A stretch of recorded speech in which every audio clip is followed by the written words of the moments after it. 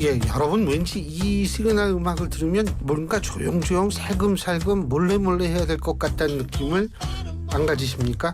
하지만 저희는 그렇게 살금살금 몰래몰래 하는 내용을 얘기하지 않습니다. 저희 신율의 뉴스 정면 승부의 제목에 걸맞게 젊은이들의 당당한 목소리를 듣는 순서죠. 여의도 청년 정치인데요. 오늘 지금 이 자리에는 두 분 나와 계십니다. 한 분씩 소개해드리죠. 먼저 이승환 전 대통령실 행정관 나와 계십니다. 어서 오십시오. 네, 안녕하세요. 이승환입니다. 예, 그리고 박성민 전 더불어민주당 최고위원 두 분 나와 계십니다. 안녕하세요. 네, 박성민 최고위원이 두 분이 아니죠. 한 명이죠. 네, 박성민입니다. 큰일 날 뻔했어. 네. 박성민 최고위원이 두 명이면 큰일이죠. 예. 아유, 이제 오늘은 진짜 저는 세타도 입었는데 추워요. 나이가 엄청 쌀쌀해요. 살만합니다.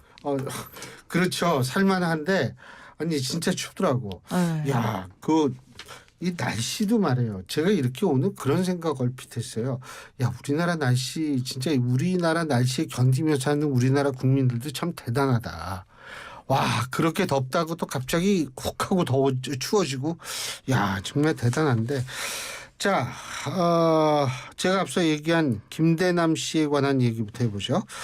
이 유튜브 방송과의 통화에서 너희가 잘 기억해서 당권 주자 한동훈을 치면은 김건희 여사가 좋아할 것. 뭐 이렇게 얘기를 했다고 하는데 이분이 제 기억으로는 옛날에도 한번 등장했죠. 옛날이 아니라 얼마 전에. 네. 공천 개입. 예. 그죠? 아주 화제 인물이에요. 화제 인물. 전화로 뭐 여러 가지 다양한 얘기를 많이 하는 모양이에요. 어떻게 보세요? 저는 그 이 짧은 워딩 속에 너희가 잘 기획해서 한동훈을 치면 김건희 여사가 좋아할 것이라는 이 안에서 이 모든 게 다 거짓말이다. 너희가 잘 기획해서라고 하는 거는 내가 줄 건 없지만 니들이 가지고 있는 걸로 한번 해봐라라고 하는 거고요.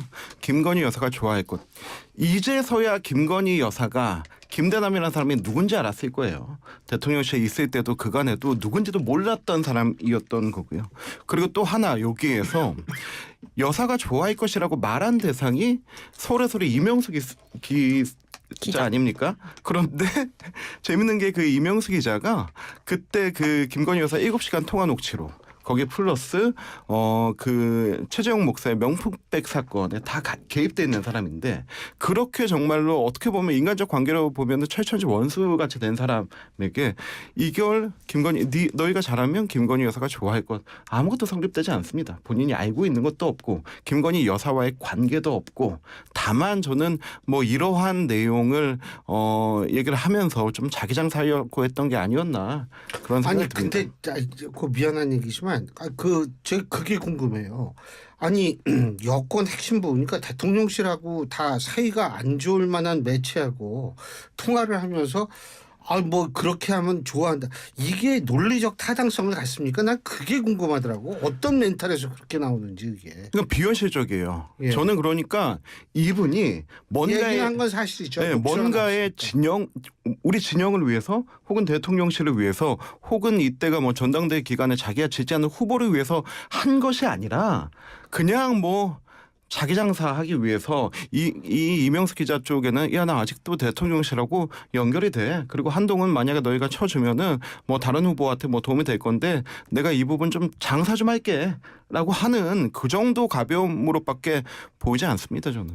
예. 근데 뭐 의심이 좀 되죠. 그러니까 김건희 여사 게이트라고 할 수 있는 어떤 뭐 공천 개입 의혹 이런 부분들이 저는 상당 부분 가시화되고 있는 시점이 아닌가라는 생각이 드는데 일단 이 김 전 행정관, 그 김대남 씨가 넘긴 그 정보 자체는 어쨌든 기밀이잖아요. 그러니까 그 점에서도 문제가 되는 거고 뭐 예를 들면 한 대표가 이제 총선 때 뭐 당에 돈을 써서 이제 자신의 대선 관련한 어떤 여론조사를 했다 이런 의혹을 제기하고 그 자료를 줘서 서울의 소리가 보도를 하게 된 정황이 하나 있는 거고 그다음에 이분이 사실 보은성 인사가 된 게 아니냐. 그러니까 한동훈 대표를 공격했고 그 공격이 어느 정도 성공했기 때문에 올해 8월에 서울 보증보험 상임감사로 임명이 됩니다. 근데 여기가 그냥 단순한 사기업이 아니고 준정부기관의 예금보험공사 자회사고요. 연봉도 지금 뭐 3억인가 그렇다라고 하더라고요. 근데 이 연봉 3억에다가 회사 2인자 정도 되는 그런 지위가 있는 자리에 사실상 낙천한 행정관급 인사가 간다라는 것은 어떤 정부의 든든한 뒷배가 없으면 사실 이런 인사가 되기 쉽지 않은 것 같다라는 게 제 개인적인 생각이거든요. 그렇다고 한다면 지금 보면 이 김건희 여사가 좋아할 것이다. 더 나아가서는 그 뒤에 전당대회 뒤에 실제로 이런 고위직에 좀 임명이 됐다라는 것 자체는 이 정황을 대가로 무언가 용산과 트레이드가 있었던 것 아니냐, 맞교환이 있었던 것 아니냐, 그 핵심에 김건희 여사가 있는 것 아니냐라는 게 저는 국민 누구라도 의심할 법하다. 여기에 대해서 명명백백하게 진실을 밝혀야 되지 않겠나 싶습니다. 트레이드가 있었다, 뭐 그걸 비밀로 뭐 어떤 자리에 갔다라고 하는 거는 저는 그렇게 생각하지 않는 이유가 이분이 그런 정보에 접근할 만한 위치에 있던 사람이 아니에요. 일각에서는 비서관이다, 뭐 비서관 직무 대리다라고 얘기 나오는데요. 대통령실 그 얘기 들어보니까 그 3급 행정관이었어요. 3급 행정관은 통상적으로 잘 아시잖아요. 그냥 그 선임 행정관 선임자도 붙이지 않습니다. 선임 행정관은 이제 2급 행정관을 그렇게 지칭하는 거고요. 그리고 비서관이 이제 1급 상당인데 이 비서관실에 비서관과 선임 행정관이 모두 공석이어서 행정관 중에 다만 비서관의 업무를 대리했다라고 하는 그 정도였고요. 그리고 또 하나 이 전당대회 때 뭐 70억 여론조사 얘기 나왔다라고 하는데 이것 자체가 아는 사람들은 다 아는 굉장히 비현실적인 얘기입니다. 우리가 보통 여론조사 뭐 지역에서 돌리거나 할 때 최저단위 돌리면 1000개 샘플 돌리지 않습니까? 이때 돌릴 때 보통 ARS를 2만 개, 3만 개 정도 돌리잖아요. 그리고 한 400에서 500만 원 정도가 듭니다. 그렇다면 만약에 70억을 가지고 이게 한동훈 대표가 자기를 위해서 돌렸다라고 하면요. 대한민국 모든 사람이 이 여론조사 다 받았어야 됩니다. 근데 여기에서 이제 나중에 얘기하는 게 그중에서 자기 이미지 관리를 위해서 뭐 한두 개 정도 돌렸다라고 하는 건데요. 그 내용 들어보면 20대, 30대들에게 어느 정도 소구력이 있는가라고 하는 내용이었고요. 그때를 살펴보면 한동훈 말고는 총선 당시에 내세울 만한 게 없었어요. 그 데이터를 바탕으로 어디를 먼저 가는 게 좋겠는가, 어느 지역을 좀 공략하는 게 좋겠는가 하는 그런 통상적인 여론조사였고 그렇기 때문에 이 내용은 뭐 기밀이다. 뭐 이거를 정말 김대남이라는 사람이 뭔가에 대한 핵심과 연결이 돼서 이런 내용을 알고 있는 것이다라고 하는 거는 저는 어불성설이다라고 생각을 합니다. 보통 이 김대남 씨가 지금 방송을 통해서 서울의 소리와 통해서 얘기한 거 들어보면 딱 두 가지입니다. 첫 번째, 새로운 게 없는 내용들입니다. 모두가 다 알고 있던 내용들이나 어디서 흘러나왔던 내용들이고요. 두 번째, 다 뇌피셜입니다. 저는 그래서 이런 얘기 자체가 지금 거론되는 것 자체가 정말 부끄럽고 참담하게 생각하지만은 좀 아닌 거는 확실히 좀 아니다 얘기를 드려야 될 것 같아요. 근데 이 사람 자기 뭐 탈당한다고 그렇게 얘기를 하더라고요. 왜냐하면 이 감찰 지시가 내려왔기 때문에 그러니까 한동훈 대표 측에서 지금 굉장히 강하게 반발하고 있고 그러니까 심플하게 말하면 한동훈 대표가 엄청 열받은 것 같거든요. 그러니까 지금 거의 이런 의혹이 있다라는 것 자체가 문제다라고 보는 것 같고 이 임명된 것 자체도 문제로 보고 있는 것 같아요. 그러다 보니까 이 당대표의 직권으로 이 감찰 지시를 할 수가 있단 말이죠. 근데 그 감찰 지시 떨어지자마자 이제 탈당한다 이렇게 밝힌 걸 보면 그 감찰을 받으려면 당원이어야 된단 말이에요. 그러니까 그거를 좀 피해가기 위해서 그런 것 같은데 이게 뭐 그런다고 가려지는 의혹이겠습니까? 저는 이 김건희 여사의 당무 개입 또는 선거 과정에서 공천 개입 이런 의혹들은 앞으로 더 커질 거라고 보는 게 지금 뭐 단독 보도가 계속 나오고 있어요. 뭐 뉴스토마토에서도 나오고 뭐 JTBC에도 나오고 이런 식으로 나오고 있는데 이번에 JTBC가 입수했다라고 하는 걸 보면 이 명태균 씨라고 하는 그 선거 브로커와 김건희 여사가 직접 나눴던 그 대화 내용을 확인했다, 입수했다 이렇게 얘기를 하고 있거든요. 뭐 뉴스토마토에서도 이번에 단독으로 나온 걸 보면 이 명태균 씨의 어떤 그동안 주장해왔던 그런 의혹들을 뒷받침할 만한 그런 내용들을 지금 다 확보하고 있다, 공개하고 있다 이렇게 하고 있기 때문에 지금 뭐 명태균 씨와 오랜 시간 일을 했고 김영선 전 의원의 뭐 보좌관으로도 일을 했던 사람이 국감장에 나와서 증언을 한다 이런 얘기도 있잖아요. 그래서 지금 제가 봤을 때는 김건희 여사의 어떤 비리, 의혹 이런 것들이 사실상 눈덩이처럼 좀 불어나고 있는 상태다 이렇게 보입니다. 근데 뭐 그 얘기는 우리 조금 이따 내가 또 물어보고. 근데요, 이 탈당을 한다. 근데 이게 징계 윤리위원회 같은데 제소가 안 돼 있는 상태이기 때문에 탈당계는 그냥 받을 수밖에 없을 거예요. 이게 네. 징계 절차가 되면은 탈당계를 안 받아야 되는데 그게 개시되기 전에 탈당을 한다 그러니까 그건 아닌데 한동훈 대표나 국민의힘 측에서는 법적인 조치를 취하겠다라는 입장인 것 같더라고요. 네, 보통 탈당계가 뭐 팩스로나 이런 그 온라인으로나 이제 탈당계를 제출한 그 순간부터 탈당 처리가 되기 때문에 당원으로서의 이제 감찰하는 거는 한계가 있다라고 할지라도 그래도 이게 뭐 어떤 당의 심각한 업무방해라든지 뭐 명예를 실추시켰다 하면은 뭐 고소고발의 요건이 될 수 있으면 뭐 그런 절차로 넘어가게 되겠죠. 그런데 저는 이 김대남 씨가 이렇게 뭐 변호인을 통해서 지금 입장을 내면서 하는 것 자체가 너무 얕아 보여요. 그리고 또 이 자리에 이 뭐 감사 자리에 갔다라고 하는 부분도 저는 이분이 이런 방식으로 평생을 살아온 게 지금 최대 성과를 낸 게 아닐까. 누구한테 가가지고는 내가 이거 가지고 있어. 내가 사실 이거 할 수 있어.라고 하면서 자기 장사하면서 한 건데 좀 이쯤 되면 이 정도 본인이 몸담았던 당에 그렇게 오랫동안 담았던 것도 아닙니다. 지난 대선 때부터 대선 캠프 활동을 했던 부분이고요. 그리고 이 정도 사회적 물의를 일으켰다면 본인이 그냥 탈당으로서 꼬리차르기나 도망가는 모습이 아니고 뭔가에 좀 책임을 져야 되지 않나. 그게 법적인 뭐 수사에 응하는 것이든 어떤 것이든 좀 그런 책임의 좀 모습을 보이는 게 좀 필요할 것 같습니다. 대통령실에 있을 때 이 사람 봤어요? 네. 뭐 친하지는 않고 그냥 보기만 하죠. 친하지는 않았고 그리고 네. 이분이 하는 업무 자체가 솔직히 그렇게 기밀을 요구하거나 그런 업무가 없었어요. 단 하나도 없었습니다. 그냥 다 이렇게 대통령실 방문객들 응대하고 여기가 광장입니다. 저기 5층이나 2층에서 대통령님 근무하십니다. 여기서 사진 찍으면 됩니다. 그 일 하시던 분이었어요. 뭐 그렇기 때문에 정말로 뭐 기밀이라든지 뭐 내부의 뭐 중요한 정보나 이런 부분에 대해서 접근할 수 있는 사람이 아니었고 그렇기 때문에 그 실에 뭐 비서관이나 선임행정관이 공석이었어도 그냥 이렇게 기계적으로 돌아가는 업무 하던 뭐 그런 분이었다. 저는 그렇게 기억합니다. 근데 어쨌든 의심할 수밖에 없는 거는 이 보은성 인사 아니냐 이 의혹은 저는 쉽게 사그라들 것 같지는 않아요. 왜냐하면 아까도 말씀드렸듯이 뭐 그냥 사기업에 단순 취직한 게 아니고 어쨌든 정부에서 그러니까 대통령실 측에서 용인을 해주지 않으면 사실상 이런 자리까지 가기는 힘들다라고 보거든요. 실제로 뭐 대통령실에서 해명하는 걸 보면 뭐 여권 관계자한테 이제 추천을 받아서 임명을 했다 이런 식으로 얘기를 하고 있는 것 같은데 어쨌든 그것도 용산에서 막으면 막을 수가 있는 거잖아요. 근데 막지 않았다라는 것 자체도 일단 모종의 좀 암묵적인 동의가 있었기 때문에 또는 명시적인 동의가 있었기 때문에 이런 고위직까지 이 사람이 갈 수 있었던 것 아니냐.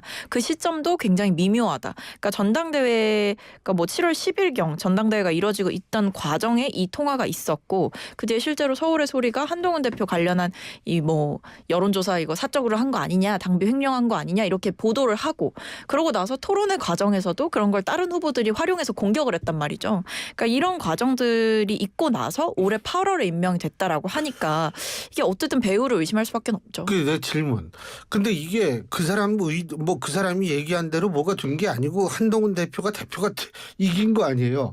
그러면은 이 본인이 막 그렇게 떠들고 다니는 식으로 상황이 풀리지도 않았는데 그런 뭐 이런 논리가 성립이 되나요? 근데 공격이 결과적으로 이제 성공이라고 하면 뭐 낙선시켰다 이런 성공이 아니라고 하더라도 어쨌든 그 시도가 있었고 공격의 시도 과정 중에 배우가 따로 있었다 또는 김건희 여사의 맞춤형으로 무언가 하려고 했다라고 했다면 문제가 되는 거죠. 네, 그런데 저는 재밌는 게 이분이 정말 핵심 정보에 가까이 있지도 않았고 그만큼 요직이 아니었다. 그 대통령실 있을 때 그렇게 얘기하는 게 그랬으면은 원희룡 캠프 뛰었겠죠. 그런데 지금 오히려 본인이 맨 나경원 캠프에 처음부터 있었다라는 말씀이신 나경원 거죠? 캠프로 가서 했었고 거기에서도 저는 뭐 이분이 여러 가지 좀 업무에 대한 미숙하고 뭐 그런 부분이 있어서 초반에 배제가 된 걸로 알고 있어요. 그리고 또 이분이 지금 뭐 그 서울 보증보험 감사로 갔다는데 여기는 공공기관은 아닙니다. 명확히 얘기해서 공공기관은 아니고요. 공공기관이라면 이분이 지금 당적을 지금 내려놓을 수가 없어요. 그때 이제 공공기관에서 그 공공기관 운영위원회를 통해서 인사 검증을 받고 그리고 지원을 하게 된다면 서류 지원된 거 그리고 면접 본 거 이사회에서 그 공공기관 운영위원회에서 몇 대 몇으로 통과시킨 것 그리고 거기에서 임명되기 직전에 당적을 내려놔야 되는 모든 절차를 다 해야 되는데 여기는 유관기관이고 공공기관이 투자한 기관이어가지고 이사회에 아마 의결로 됐을 겁니다. 그래서 그런 부분에 대해서는 뭐 특별하게 진짜 보온성이고 내려꽂혔다. 라고 하기에는 좀 무리가 있는 좋은 자리긴 좋은 자리죠. 하지만 그러기에는 좀 무리가 있는 자리다라고 생각합니다. 근데 뭐 한동훈 대표가 만약에 이런 김대남 씨의 녹취록 이런 것들이 무의미했다, 그러니까 어떤 이제 본인의 허풍에 불과했다라고 한다면 이렇게까지 화를 내고 공개적으로 분노하지는 않았을 거라고 생각해요. 지금 보면 이 김대남 씨의 그런 어떤 공작 이런 것들이 굉장히 좀 문제가 있어 보이고 본인이 생각했을 때에도 뭔가 용산과의 연결고리가 의심되기 때문에 공개적으로 저는 문제 제기를 했다라고 생각을 하거든요. 이건 그동안 뭐 김건희 여사 문제에 대해서 야당이 지적하면 야당의 뭐 선전선동이다, 음모론이다 이렇게 얘기를 이제 여당에서도 할 수 없을 거라고 봐요. 왜냐하면 여당의 대표가 직접 나서서 김대남 씨와 어떤 용산의 배우설을 사실상 제기하고 나선 거기 때문에 여기에 대해서는 이제 더 이상 뭐 도망갈 곳이 없지 않냐. 저는 용산에서 보다 구체적인 입장을 밝혀야 하고 김대남 씨 역시도 사실관계를 명확하게 밝혀야 된다고 생각합니다. 근데 제가 솔직히 뭐 다른 사람 누구 뭐 대통령실에 있었던 비서관급 누가 뭐 이런 움직임을 보였다라고 하면은 그 뒤에 배우가 있거나 어떤 뭐 조직적 움직임이거나 뭐 이렇게 생각해 볼 수도 있을 것 같은데 이번에는 정말로 그냥 자기 장사하느라고 자기 혼자서 뭐 이렇게 그냥 흔히 말하는 광 팔고 다녔다. 이거 말고는 해석이 되지 않아요. 그 사실 논리적으로 우리가 생각을 해볼 때에는 김건희 여사가 김대남이라는 사람을 통해 가지고 서울의 소리에 부탁을 한다. 이거는 사실 좀 전 논리적 타당성이 좀 떨어진다라는 생각은 갖고 있는데 그럼에도 불구하고 이 사안이 이렇게 주목을 받는 이유는 한동훈 대표의 이른바 패싱, 소외 이 논란이 계속 이어지고 있잖아요. 자, 오늘 밤에 윤석열 대통령이 그 여당 그 원내대표 지도부하고 밥 먹는데 한동훈 대표 안 가요. 물론 원외기 때문에 안 갑니다. 이론적으로 볼 때. 그리고 대통령이 이렇게 국정감사 앞두고 여당 원내 지도부랑 식사하는 게 이번이 뭐 최초냐. 그것도 아니에요. 하지만 그럼에도 불구하고 이 한동훈 대표와의 관계 왜냐하면 독대하자고 그랬는데 아무런 얘기 안 하고 그냥 밥이나 먹고 이런 상황이 계속 있는데다가 김대남인가요? 네, 이 맞습니다. 사람 이름이 김대남이라는 사람이 녹취가 공개가 됐는데 이 한동훈 쳐내면 뭐 여사가 좋아한다 이런 얘기가 나오니까 이게 주목을 받는 거거든요. 네. 네, 맞습니다. 그리고 사실 그 원외니까 뺀다? 이것도 사실 좀 말이 안 되죠. 뭐 원외는 가서 밥도 못 먹습니까? 사실 당대표인데 그냥 초대하면 되는 일이에요. 대통령께서 초대하시면 되죠. 아이고 한동훈 대표도 같이 먹자고 하자 하면 한 큐에 끝날 일입니다. 근데 지금 보면 한동훈 대표만 쏙 빼놓고 추경호 원내대표 비롯해서 국회 핵심 관계자들을 지금 불러서 만난다는 거 아니에요. 그러니까 지금 용산에서는 그냥 정확하게 한동훈만 빼고 이렇게 하려고 하는 것 같아요, 정치를. 근데 사실 이런 대통령의 모습은 굉장히 졸렬한 정치다. 저는 이렇게 생각을 하고 이거야말로 진짜 정치 멸종 시대가 아닌가 싶은데 한동훈 대표가 공개적으로 언론에다 대고도 그렇고 직접 그 자리에서도 그랬다 그러고 독대 요청을 재차 했잖아요. 거기에 대해서는 아무런 응답도 하지 않고 뭐 시간을 갖고 보자라고 하면서 지금은 또 갑자기 원내 핵심 관계자들을 불러서 밥을 먹는다?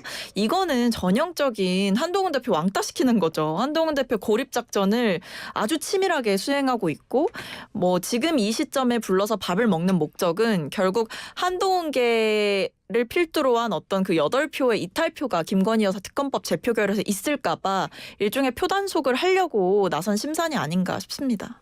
그런데 이번 만찬에 한동훈 대표가 갔어도 말이 나왔을 거예요. 왜 그러냐면 뭐 원내대표단 몇몇하고 대통령이 조처리하는 만찬이 아니고요. 상임위원장부터 상임위원장이 없는 곳은 간사들까지 해서 전부 다 가서 한 20명 이상이 30명 정도. 네, 그죠. 30명 정도 되겠네요. 그렇게 해서 단체로 식사하면서 그냥 격려하고 그런 자리거든요. 근데 거기에 한동훈 대표가 만약에 같이 가서 앉아 있었다 하더라도 무슨 얘기했어요? 뭐 어떤 뭐 의견 전달하셨어요? 이렇게 얘기 나오면 또 할 말이 없어서 그냥 또 밥만 먹고 왔네 이게 됐을 거라서 그런 부분은 뭐 일맥 이해되기도 하나 그러나 지금 며칠 동안 보여준 모습들 한동훈 대표와 대통령께서 만날 수 있었던 그 언론사 창간기념일 그 행사에 한동훈 대표가 30분 전에 불참을 통보하고 그리고 김대남의 이 녹취록이 나가고 여기에 대해서 한동훈 대표가 또 자기 입장을 내고 그리고 원내 지도부와의 만찬이 예정돼 있는데 한동훈 대표가 또 빠졌다라고 하는 얘기가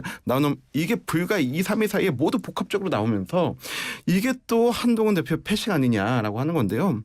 이러한 뭐 식사 자리에서 더 이상 뭐 이 논란되고 밥 먹었니 안 먹었니 하는 건 이제 중요한 거 아닌 것 같고요. 저는 이제 딱 정기국회 들어가서 진영이 갖춰지고 야당의 공세가 시작됐을 때 정말 그때 이제 진중하게 좀 두 분이 만나시는 모습은 무슨 얘기 하실지 안 하실지 뭐 모르겠지만은 만나시는 모습 자체만으로도 의미가 될 거다라고 하는 얘기는 좀 드리고 싶습니다. 근데 뭐 대통령이 하고 있는 그 정치의 행태는 너무 유치하죠, 사실. 그러니까 지금 같은 상황에서 뭐 원내 지도부를 만나는 거 뭐 좋습니다. 뭐 원래 뭐 그런 자리가 있었기는 했으니까. 근데 다만 이 시점에 한동훈 대표만 빼고 만난다라고 하는 거는 한동훈 대표한테 노골적으로 망신 주기 하는 거잖아요, 사실은.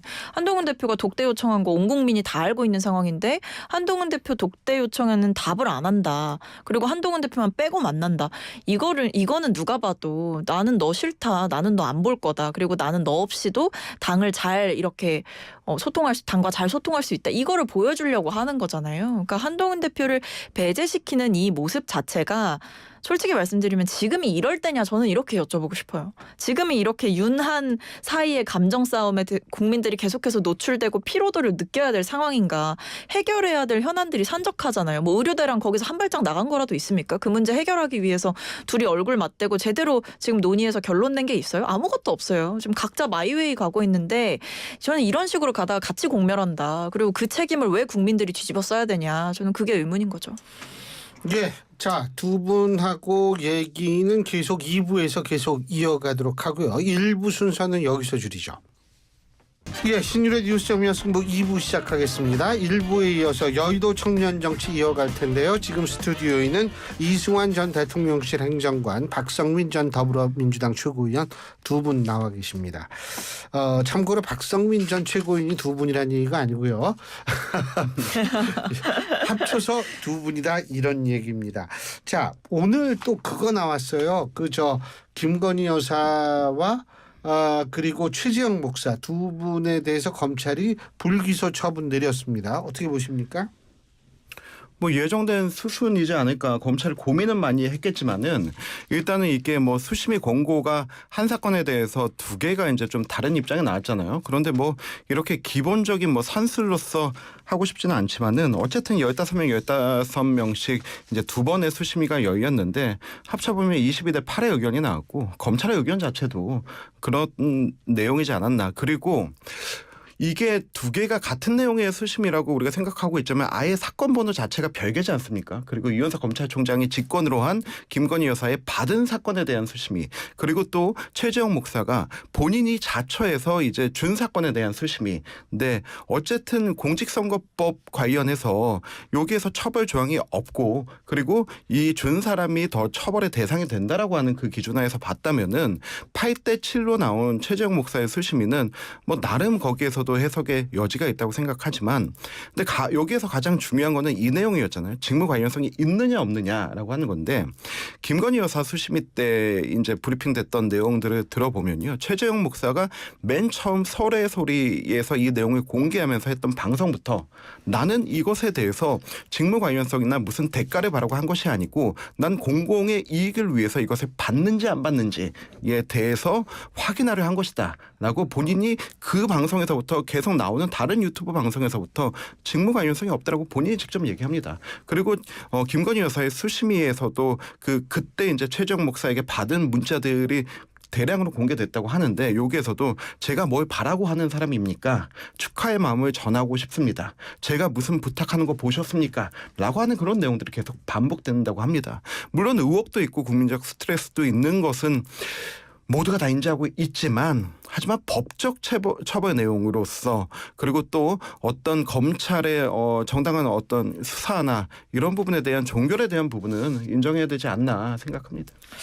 검찰이 뭐 남아 있는 마지막 뭐 양심마저 저버린 굉장히 비겁한 결정을 했다라고 생각을 하는데 지금 보면 뭐 약간 바뀐 것 같아요. 이제 검찰은 이 가방을 준 당사자가 난 청탁성 목적이 있었다라고 얘기를 했고 수심위에서도 이 수심위원들 앞에서 이제 뭐 그동안 언론에 공개되지 않았었던 녹취록이나 영상들 이런 것들을 공개를 했고 충분히 그 상황에 대한 설명을 하고 청탁 목적을 분명히 이야기를 했음에도 불구하고 검찰에서는 아니다. 청탁의 목적이 아니었다라고 이야기를 하면서 사실상 무죄를 주장을 하잖아요.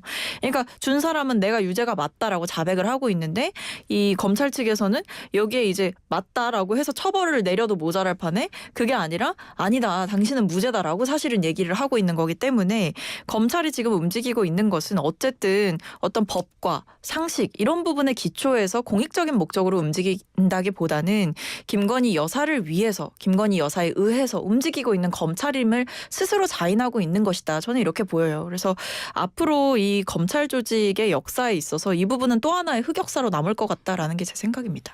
근데 이제 이승원 위원장 얘기는 중간에 말이 바뀌었다는 거예요. 최재형 목사의 그 말이 중간에 바뀌었다는 거죠. 그러니까 맨 처음에 증거 관련성을 부인하다 나중엔 관련성이 있다라는 식으로 얘기를 하기 때문에 이제 그런 부분도 함께 고려해야 된다 이런. 근데 어쨌든 수심위에서는 수심위에서도 그 부분을 뭐 다 뭐 알고 있었겠죠. 뭐 기초 자료들을 다 줬을 테니까. 근데 거기만 보더라도 이 최재형 목사에 대해서는 기소를 해야 된다. 그러니까 이 금품을 줬다 이 문제 행위를 분명하게 문제를 삼은 거잖아요. 그리고 이 본인이 청탁 목적이 뭐뭐뭐가 있었는지도 얘기를 했고 그리고 단순히 가방 한 번 전달해 준 게 아니잖아요. 그동안 계속해서 뭐 명품 향수도 주고 아니면 뭐 비싼 술도 주고 이런 식으로 여러 번의 만남이 있었고 그때마다 무언가를 부탁했다라는 정황이 드러났고 그 최재형 목사도 김건희 여사 수심위에는 참석을 해서 본인의 입장을 얘기하지는 못했지만 이 따로 최재형 목사 수심위가 열렸고 거기서 충분히 설명을 했고 거기에 대해서 기소를 해야 된다라는 의견이 있었다라고 한다면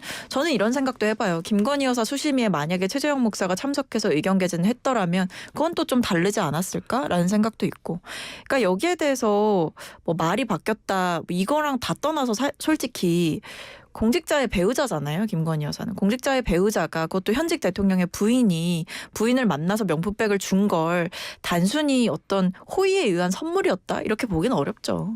대통령의 배우자니까 준 거죠. 말이 바뀌었다라고 하는 부분 그렇다면 말을 왜 바꿨을까?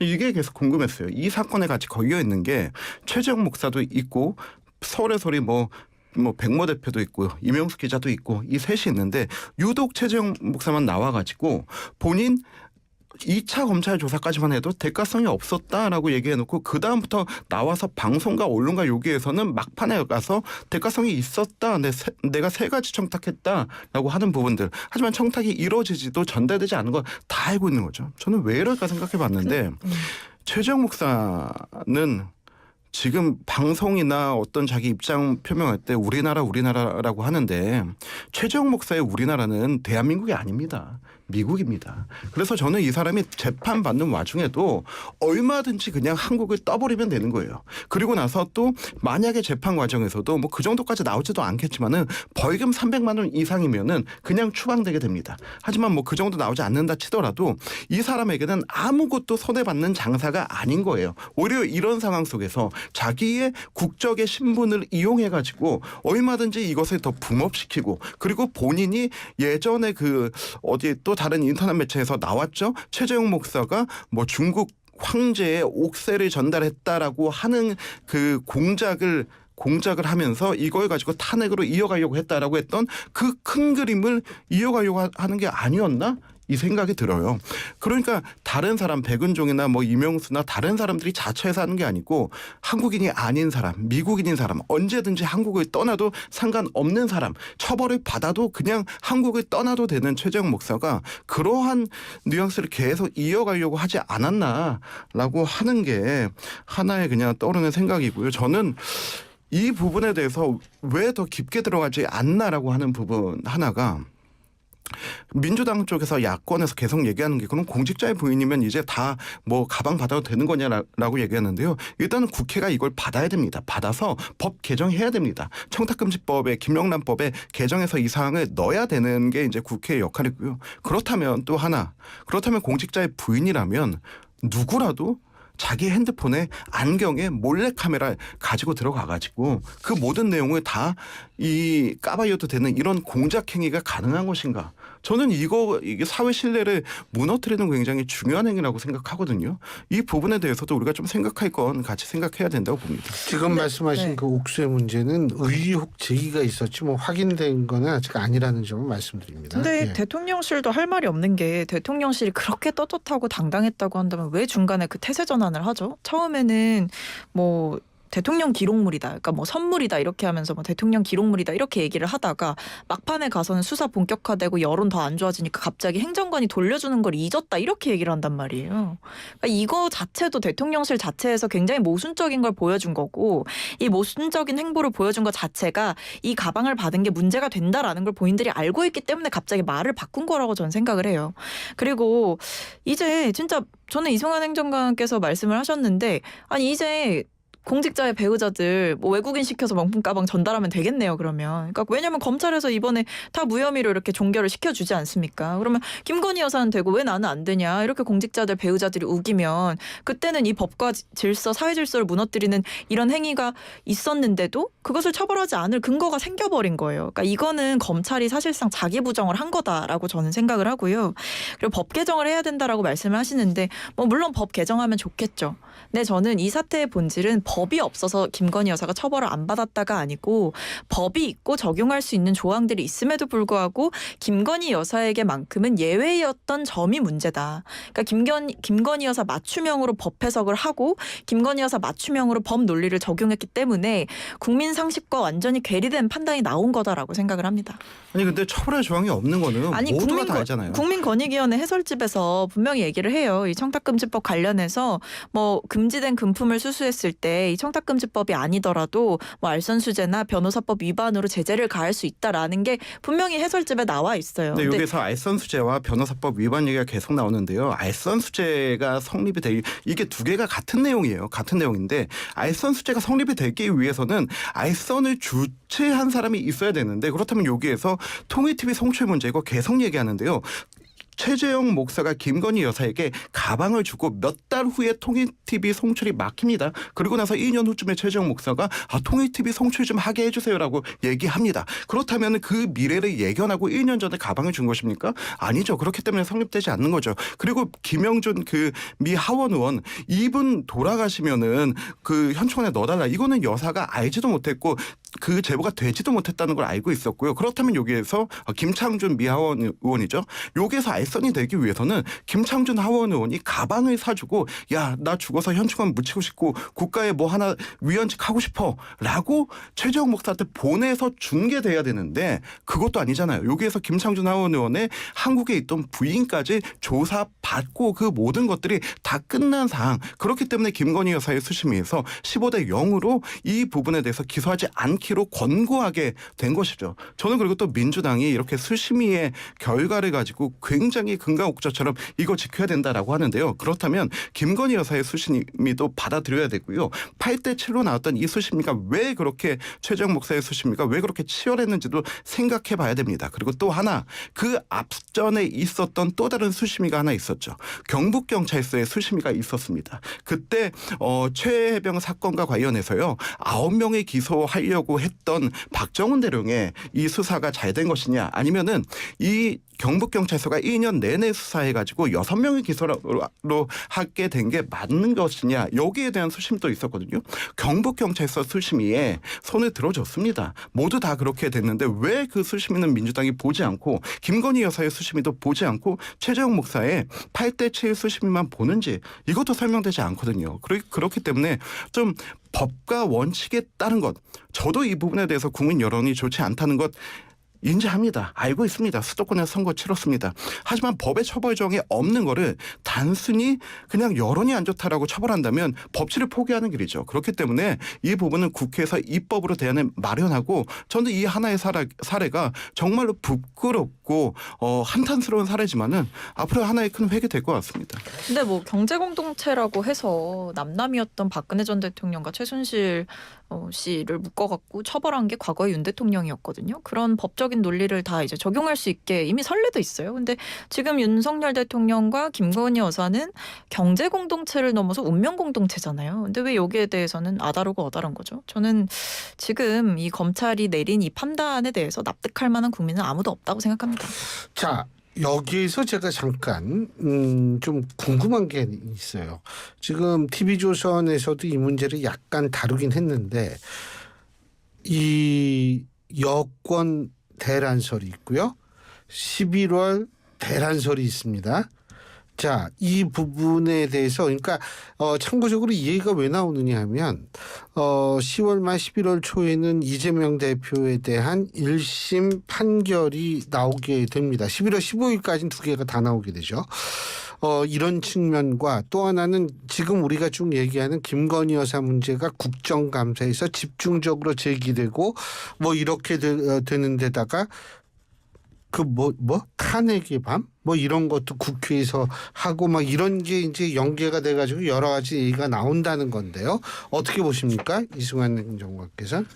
저는 민주당이 지난 총선 이후 지금까지 굉장히 다 호재만 누리고 있었습니다. 호재만 누리고 있었고 했는데 저는 만약에 이런 상황이 1년 후쯤 나타났다면 굉장히 두려웠을 거예요. 대선과 가까이 오는 시점으로 간다면. 하지만 생각해보면 2년 반이라는 시간은 굉장히 긴 시간이거든요. 근데 여기에서 일부 또 우리 여권에서도 얘기하는 게 이제 이재명 대표의 1심 판결 나오고 그리고 뭐 10월 위기설이었는데 11월로 넘어갔죠. 이게 나오게 되면 또 상황이 전개될 거다, 바뀔 거다라고 하는데 저는 이제 우리는 이 생각 좀 버려야 된다고 생각합니다.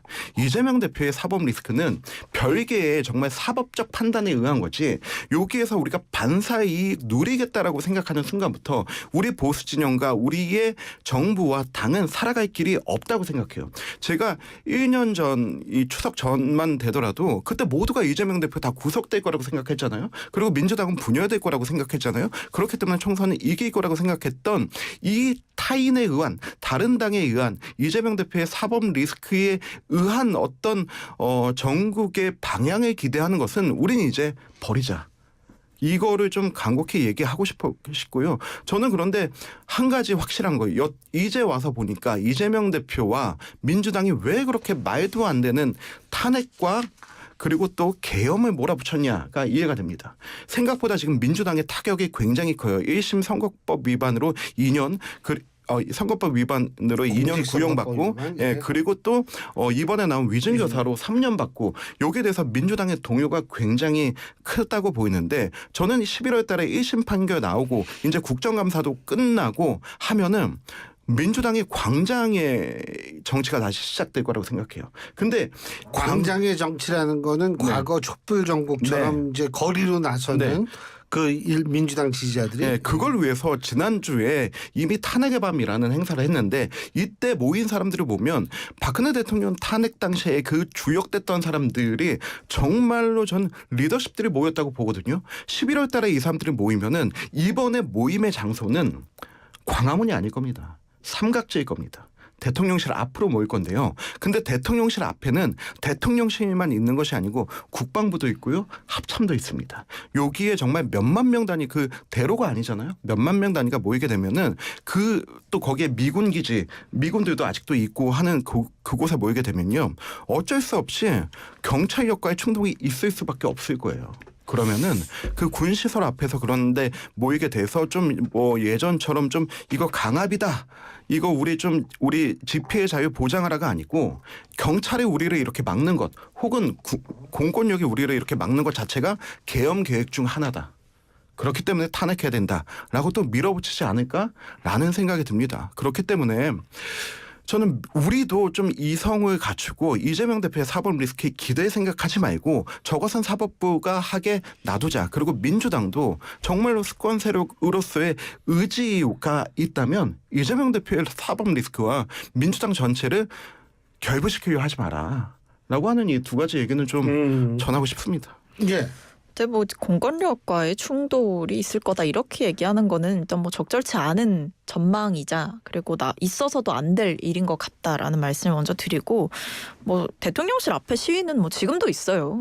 지금도 없겠습니까? 지금도 많아요. 그러니까 뭐 곳곳에서 시위는 있고 뭐 대통령에 대한 불만은 뭐 예나 지금이나 많습니다. 근데 저는 일단 민주당에서 그 뭐 탄핵의 밤 행사 이거 자꾸 이제 언급을 하시는데 여당 측에서 그 부분에 대해서는 민주당이 분명하게 선을 그었어요. 지금 당내에서 탄핵이 논의된 적도 없고 강두구 의원 개인의 어떤 행보다 개별적인 행보다라고 당 차원에서 선을 그었기 때문에 자꾸 거기에 이제 올라타서 민주당이 뭐 탄핵을 준비하고 있다 이렇게 하시는 거야말로 이 여권의 음모론이다라는 말씀을 먼저 드리고요.